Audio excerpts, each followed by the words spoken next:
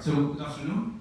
My name is Dr. Wessam Atif, as I said, just call me Sam. So I flew work here all the way from the Philippines, just to give you some idea about the work that we are trying to do.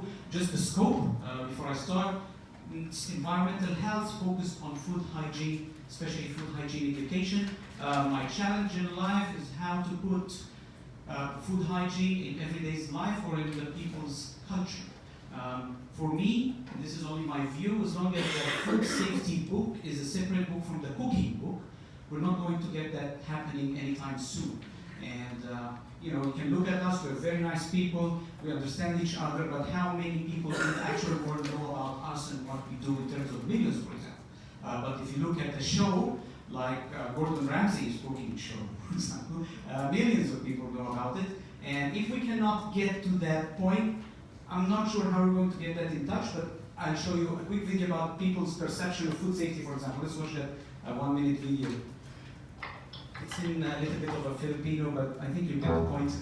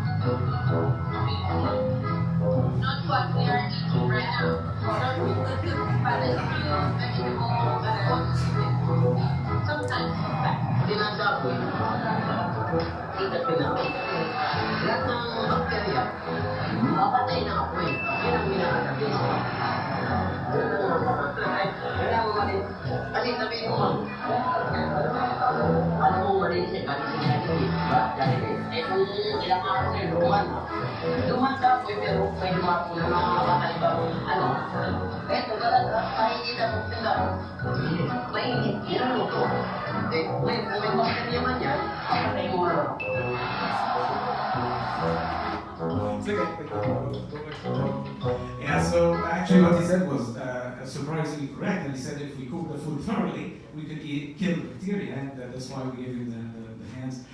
So now, what we trying to come up with, myself and a team from the University of Restaurant in Japan, they work with technology management and social entrepreneurship. And what we thought about is the way that we review restaurants online these days. I have a question for you. I think that's the first question of my presentation. Can you get the pointer?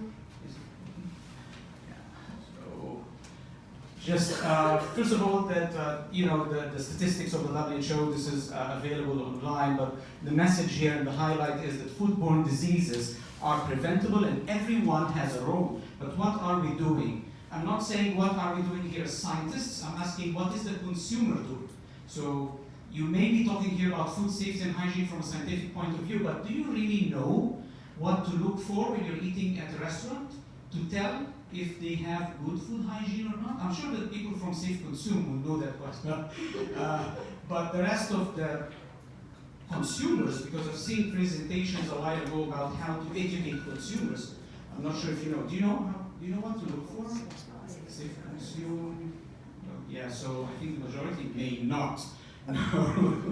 Okay, so again, the highlight of this slide, forget the text, is that Southeast Asia and WHO African regions have the highest number of foodborne illnesses. 1/3 of the death happens each year is from children.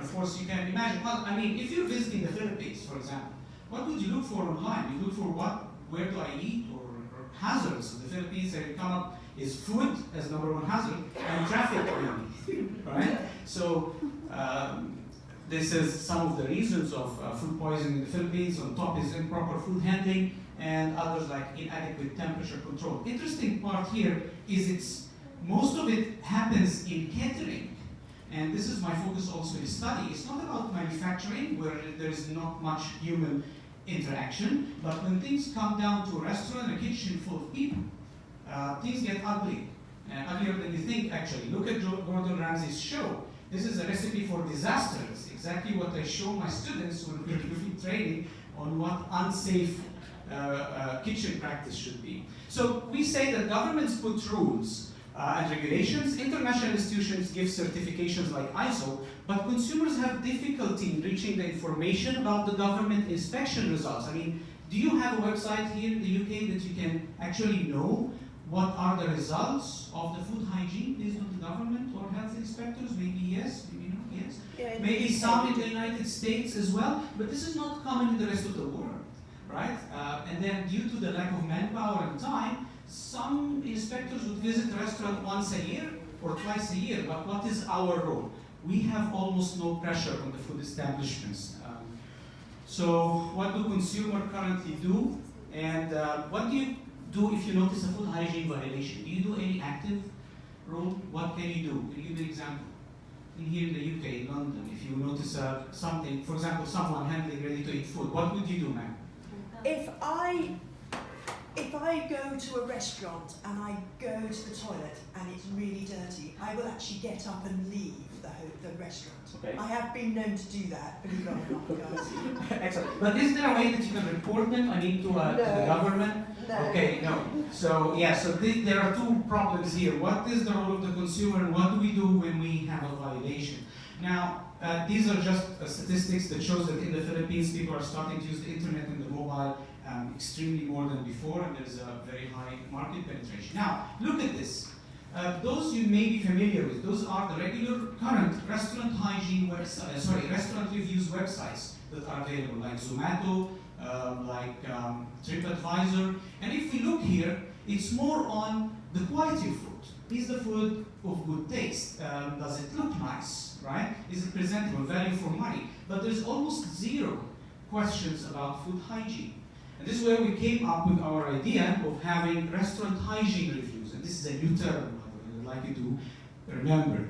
Restaurant hygiene reviews is what you as a consumer could do to review a restaurant based on its hygiene criteria. And of course, because not everyone knows it, then we decided to give people some questionnaire, some questions to answer, so they'd be guided on how to answer that. So let's check. For example, in here, if this is the actual website, it's called eatsafe.ph. So in here you can add a restaurant hygiene review, and in here you can actually report to the city health office of that city directly from this website, and it will be, the email and the pictures will be sent to the government. So uploading restaurant hygiene reviews, sharing reviews on social media, and then you can directly report violations to the government.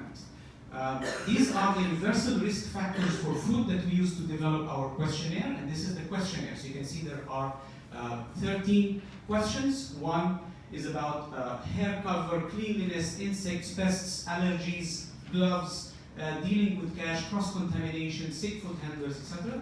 And then you can add a picture and a comment, and then you can upload. And this one is for the reporting. The beautiful thing also is the data mining. So from the back end, I can mine my data and check what are the most common violations reported by city, by restaurant, and we can use that, of course, for our research and to help the government. And this is how you can add a restaurant hygiene review.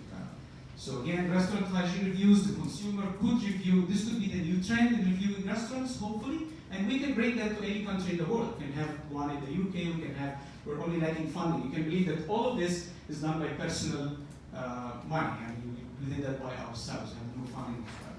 So, thank you if you have any questions.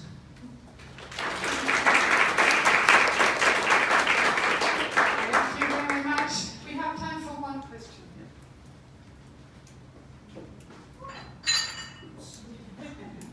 Hi, thank you so much.